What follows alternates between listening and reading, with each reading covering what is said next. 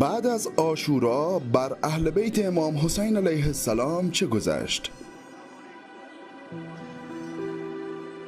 سال 61 هجری قمری، عصر روز 10 محرم، لشکر یزید بعد از اینکه امام حسین علیه السلام را به شهادت رساند، با دستور فرماندهان خود به غارت و آتش زدن خیمه ها و آزار و اذیت خاندان نبوت پرداخت. آن نامردان به سوی خیمه های حرم امام حسین علیه السلام روی آوردند و اساس و البسه و شتران را به یغما بردند. دختران رسول خدا صلی الله علیه و آله و سلم و حریم او از خیمه ها بیرون آمده و می گریستند و در فراق حامیان و عزیزان خود شیون و زاری می کردند.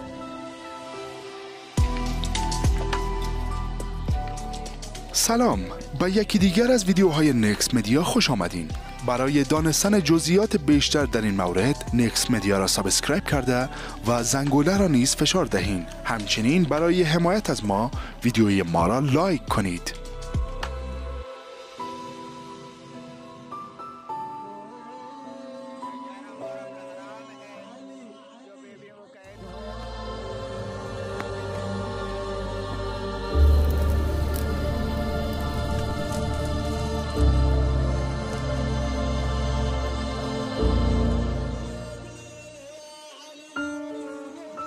بعد از این اهل بیت را با سر و پای برهنه و بی لباس به یغما برده و به اسیری گرفتند و آن بزرگواران به سپاه دشمن می گفتند که ما را بر کشته حسین بگذرانید. چون اهل بیت علیهم السلام نگاهشان به کشته ها افتاد، فریاد می کشیدند و بر سر خود می زدند. و همان عصر عاشورا بود که عمر سعد سر مبارک امام حسین علیه السلام را با خولی ابن یزید اصبهی و حمید ابن مسلم ازدی نزد عبیدالله ابن زیاد به کوفه فرستاد و سرهای یاران و خاندان او را جمع کرده و 72 سر بود و به همراهی شمر ابن ذوالجوشن و قیس ابن اشعث به کوفه فرستاد. سپس کشته های خودشان را پیدا کرده دفن نمودند، ولی جنازه بی سر و زیر پای اسبان لگدکوب شده امام حسین علیه السلام و یارانش تا روز 12 محرم عریان در بیابان کربلا بود، تا اینکه توسط قبیله بنی اسد و به همراهی امام سجاد علیه السلام دفن شدند. شب 11 محرم را گویای اسرای اهل بیت علیهم السلام در خیمه نیم سوخته سپری کردند. در این رابطه در مقاتل چیزی از احوال اهل بیت علیه السلام نقل نشده، ولی می توان تصور کرد چه شب سختی را بعد از یک روز و بعد از دست دادن عزیزان و غارت اموال و اسارت و سوختن خیمه ها و اهانت داشتند. عمر سعد ملعون در روز 11 محرم دستور کوچ از کربلا به سوی کوفه را می دهد و زنان و حرم امام حسین علیه السلام را بر شتران بی جهاز سوار کرده و چون اسیران کفار در سخت ترین مصائب کوچ می دهند. در هنگام حرکت از کربلا عمر سعد دستور داد که اسرا را از قتلگاه عبور دهند.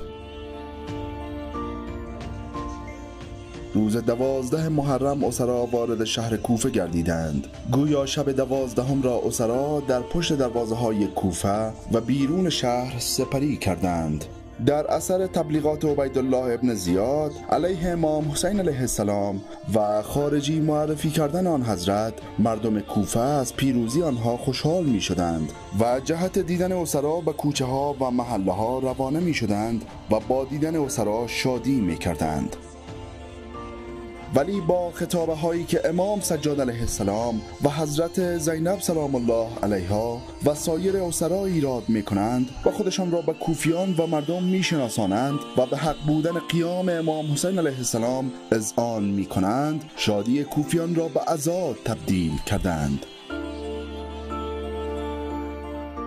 در طول مدتی که در کوفه و در میان مردم با عنوان اسیر جنگی حرکت می‌کردند، سرها بالای نیزه بود و اسرا در کجاوه ها جای داده شده بودند و آنان که خیال می‌کردند اسرا از خارجیان هستند و بر خلیفه یزید آسی شدند، جسارت و اهانت می‌کردند. عده‌ای هم از نسب اسرا سوال می‌کردند با این وضع وارد دارالاماره و مجلس عبیدالله ابن زیاد که حاکم کوفه و باعث اصلی شهادت امام حسین علیه السلام بودند می‌شوند. این ملعون جلوی چشم اسرا و مردم با چوب دستی به سر مبارک می‌زد و خود را پیروز میدان قلمداد می‌کرد و کشته شدن امام حسین علیه السلام را خواست خدا قلمداد می‌نمود.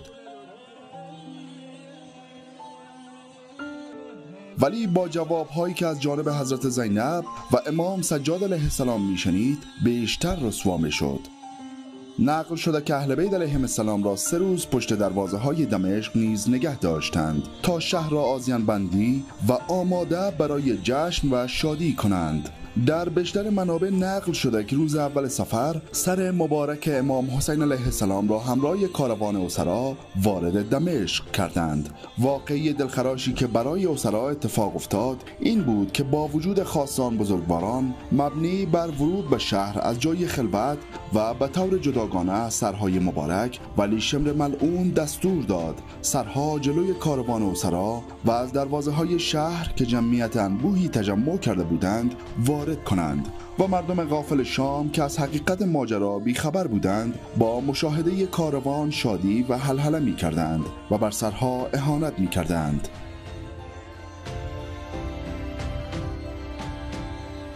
سفر شام برای اهل بیت علیهم السلام بسیار تلخ و مصیبت‌های دوران اسارت در این دیار برایشان از سخت‌ترین مصیبت‌ها بوده است.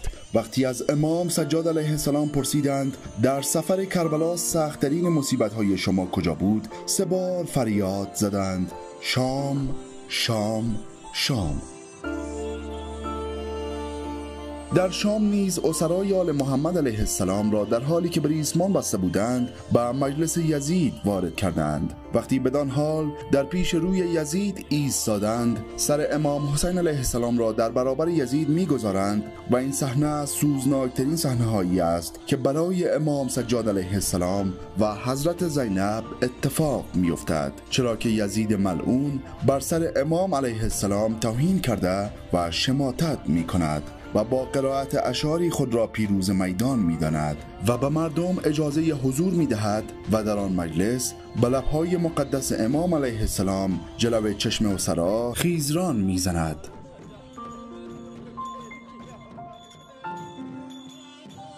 اسرا در مدتی که در شام بودند بنابر روایتی در یک خرابه به صورت زندانی نگهداری می شدند و در این مدت یزید ملعون چندین مرتبه خواست که امام سجاد علیه السلام را شهید کند که حضرت زینب مانع می شدند. در مقاتل آمده است یزید خطیبی خواست در اجتماعی مردم صحبت کند و از یزید و معاویه ستایش کند و به امام علی علیه السلام و فرزندان آن حضرت جسارت کند و در رابطه با پیروزی ظاهری یزید به اصطلاح سخنرانی کند. خطیب ایراد سخن کرد و اوامر یزید را اجرا نمود و به ذم امام حسین علیه السلام پرداخت. در این حین امام سجاد علیه السلام فرمودند: ای یزید، به من اجازه بده بالای این چوب ها روم. منظور میزی بود که خطیب شامی روی آن صحبت می کرد تا چند کلمه ای صحبت کنم که موجب خوشنودی خداوند و اجر و ثواب حضار باشد. یزید نپذیرفت، ولی مردم اصرار کردند تا امام علیه السلام به منبر رفت. امام خطبه ای خواند. بعد از حمد و ثنای خدا خود را معرفی کردند که اصل و نسبشان کیست و ماجرای کربلا و اسیری خود اشاره فرمودند. در مجلس غوغایی برپا شد و همه علیه یزید همه می کردند. یزید از مؤذن خواست که اذان بگوید، ولی امام علیه السلام از این اذان هم علیه یزید استفاده کرده و یزید را رسوا نمود. یزید تحت فشار افکار عمومی و جهت جلوگیری از رسوایی بیشتر 3 پیشنهاد از امام سجاد را